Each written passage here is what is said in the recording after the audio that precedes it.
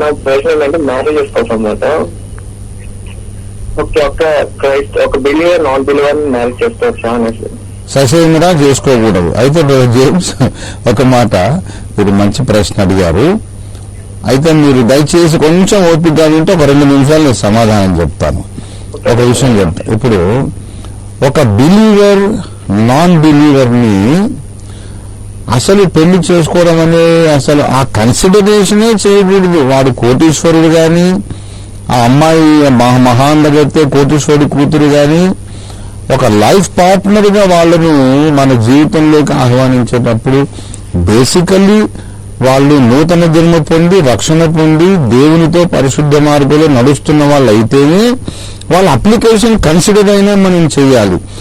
రక్షణ పొందని వాళ్ళ అప్లికేషన్ అసలు కన్సిడర్ చేయొద్దు, ముందే బుట్టదాఖలు అయిపోవాలి. ఇది క్రైస్తవునికి ఉండాల్సినటువంటి స్టాండర్డ్. అయితే ఒక విషయం ఏంటంటే, మనం సామాజికంగా సోషల్ ట్రెండ్స్ అనేవి జరుగుతున్న విషయాలు మనం గమనించినట్లయితే, అంతకుముందు హిందువుగా ఉండి క్రైస్తవుడైన పురుషుణ్ణి పెళ్లి చేసుకున్నందుకు రక్షింపబడిన అమ్మాయిలు ఎందరో ఉన్నారు.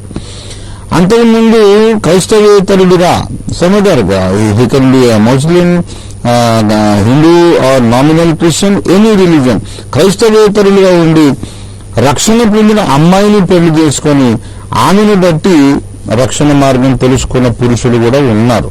అలాంటి వాళ్ళు లక్షల మంది సమాజంలో మనకు కనబడతారు. అందుచేత నేనేమి పర్సనల్ గా ఫీల్ అవుతున్నానంటే, అసలు ఆ అమ్మాయి రక్షింపబడిందా లేదా, ఆల్రెడీ ఆమె గొప్ప భక్తురాలా కాదా అనేది మాత్రమే చూడకుండా, ఆ అమ్మాయికి లోబడే గుణం ఉన్నదా లేదా, ఆమె విధేయురాలా కాదా, ఆమె కొంచెం జెంట్లీగా ఒబీడియంట్ గా ఉండే అమ్మాయి అయితే రేపు పొద్దున నా భర్త నడిచిన మార్గమే నాకు కావాలని వచ్చే అవకాశం 100% ఉంది. ఇంకోటి అడగాలి కూడాను, 600 యేసయ్య బిడ్డలమైన మేము మా ప్రభువును మేము పొందిన రక్షణ వదులుకోలేమమ్మా, ఎప్పటికైనా నీవు ఇటు రావాల్సిందే కానీ నేను అటు వచ్చే అవకాశం లేదు, కనుక నీకు మునుముందైనా ఆలోచించుకుంటా, బలవంతమైతే లేదు, ఆలోచించుకొని నాకు నచ్చినప్పుడే నేను వస్తాను, ఈ లోపల మీకు అభ్యంతరం అయితే చెప్పనండి అనే స్టాండ్ ఆ అమ్మాయి తీసుకుంటే తప్పకుండా ఇంటికోడలుగా తెచ్చుకోవచ్చు.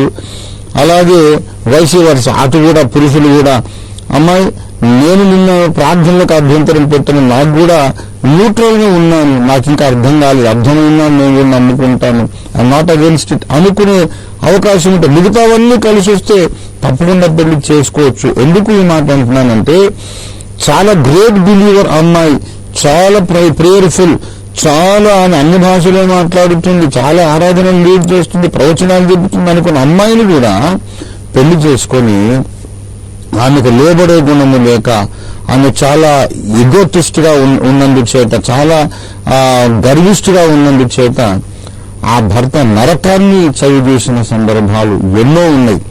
చాలా ప్రార్థనా పరురాలైనటువంటి అమ్మాయిలు భర్తకు నరకాన్ని చూపిస్తారు. అలాగే అబ్బాయిలు కూడా చాలా ప్రేయర్ఫుల్ ప్రసంగాలు చేస్తారు, భార్యకు జీవితాన్ని నరకప్రాయం చేసేస్తారు. చాలా ప్రసంగాలు చేసి భార్యను చావగొట్టే మగవాళ్ళు ఉన్నారు, నాకు తెలుసు. మంచి ప్రవచనాలు చెప్పి భర్తను ఏరా అని పిలిచే స్త్రీలు ఉన్నారు, నాకు తెలుసు. అందుచేత జీవితం పంచుకోవాలంటే మిగతా విషయాలు కూడా చూడాలి. రక్షణ పొందిన వాళ్ళందరూ 100% గా జెంటిల్మెన్ అండ్ డీసెంట్ లేడీస్ అయి ఉంటారని మనం చెప్పగలమా చెప్పండి? మనం మీరు మిషనరీ ఫ్యామిలీ అంటున్నారు, క్రైస్తవ సమాజం సొసైటీలో ఉన్న వాళ్ళందరినీ మీరు చూస్తూనే ఉన్నారు. రక్షణ పొందిన వాళ్ళందరూ గ్యారంటీ మాలండి, వాళ్ళు ఎలాంటిది కూడా ఉండదని చెప్పగలమా? మనం చెప్పలేము.